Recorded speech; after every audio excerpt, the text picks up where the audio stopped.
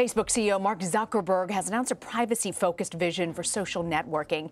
In a lengthy post, Zuckerberg said that he believed a privacy-focused communications platform will become even more important than today's open platforms. This comes as the tech giant has come under increased scrutiny regarding its privacy and data practices.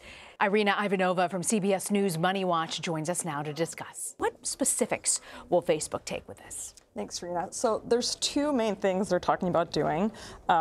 Private messaging and encryption.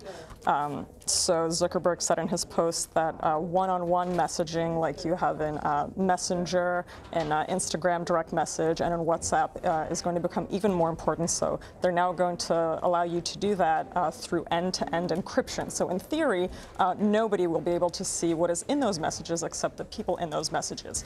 And he also mentioned using disappearing messages a lot more. So what you see now in Instagram stories or in Snapchat. You've been working on other Facebook-related stories as well, focusing on one company called Cognizant. What can you tell us about that? Cognizant is an interesting company. They've been around about 25 years, and they're not very well known because a lot of what they do is sort of back office work. So things like outsourcing IT, building and maintaining software, and migrating data. They're in the news now because one of the things they do is content moderation for Facebook. The Verge had a story out recently, very disturbing, about the jobs that some of these moderators do for very low pay and the stress that they go through. What other companies have used Cognizant?